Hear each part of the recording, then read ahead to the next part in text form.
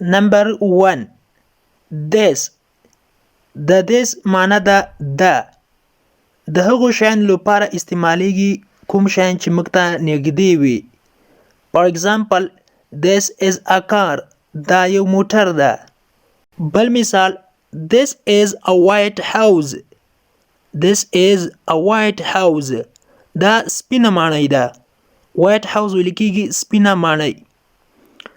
دوهم دې جمع حالت چې ده these. These د هغو شیانو لپاره استعمالیږي چې د یو څخه زیات وي او موږ ته نږدې وي. For example, these are students. دا شاګردان دي.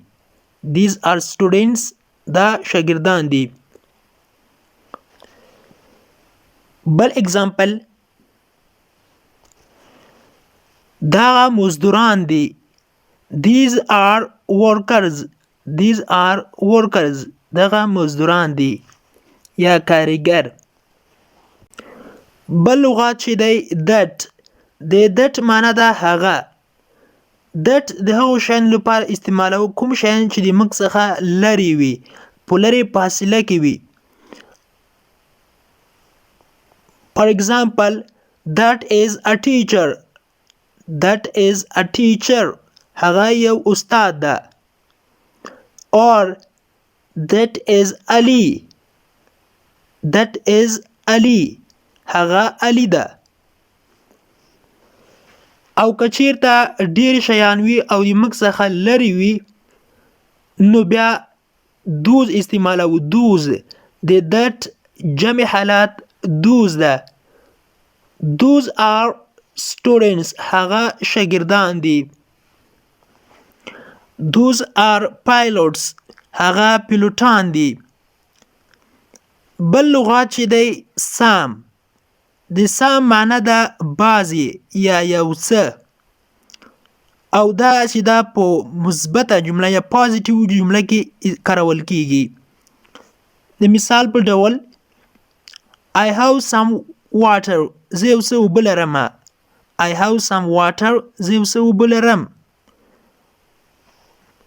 او دا موږ هغه وخت کاروو کله چې موږ د یو څیز باره کې مطمئن نه وو شمېر راته معلوم نه وي نو بیا سام استعمالوو. بل لغات دی any. any د any معنی ده کوم یو. کوم یو دغه چې دا هم د شمېر لپاره استعمالیږي کله چې موږ شمېر راته معلوم نه وي نو بیا any استعمالوو. any چې دا په سوالیه او په منفي جملو کې کارول کیږي. For example, do you have any pens? Do you have any pens? آیا کوم قلمونه لرې؟ بل example, I don't have any pen. I don't have any pen. زه کوم قلم نه لرم یا زما سره هیڅ یو قلم نشته. بل لغات چې دی how got. how got د دې معنی ده لرل. لکه چې موږ وایو پښتو ژبه کې زه موټر لرم. I have got a car. I have got a car. او دا د I, we, you, د او plural nouns سره کارول کیږي. بل دی has got. د has got مطلب دی لرل او خدا د he, she, it او singular noun لپاره استعمالیږي. For example, he has got pen. He has got pen. هغه قلم لري یا د هغه سره قلم شته. بل لغات on. د on معنی ده په.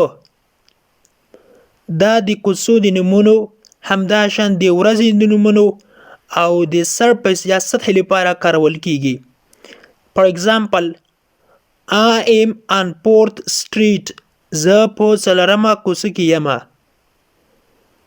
بل example, I will come on Friday. I will come on Friday. زه به د جمعې په ورځ راشمه. For example, the pen is on the table. The pen is on the table. قلم چې دا د میز په سر ده. بل لغات would like غوښتل دا د choice لپاره استعمال دی، خوښې لپاره یا د desire لپاره، غوښتنې لپاره کارول کیږي. For example, I would like a pen. زه یو قلم غواړم. I would like a pen.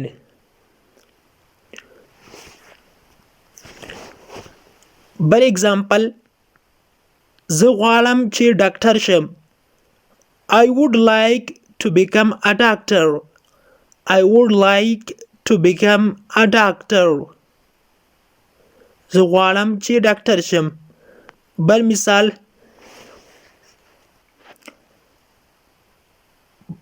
فیصل would like a car. فیصل would like a car. فیصل یو موټر غواړي. د انګلیش ټو پښتو لرنینګ کورس ګرانو زده کوونکو، د نن ورځې کلاس تر دې ځای پورې هیله ده چې یو څه مو ورڅخه زده کړي وي. که غواړئ چې انګلیسي ژبه په کمه او ساده پښتو ژبه کې زده کړئ، نو مهرباني وکړئ زموږ انګلیش ټو پښتو لرنینګ چینل سبسکرایب کړئ، ترڅنګ د بیل آیکن وهئ او بیا په آل کلیک وکړئ. دې سره به زموږ هر نوی کلاس چې موږ روزانه اپلوډ کوو تاسو ته په خپل ټایم در ورسیږي. تر بیا چې زه حاضرېږم تر هغې مو په پاک رب سپارم. هر چیرې چې یاست الله مو مل شه. Thank you so much for watching.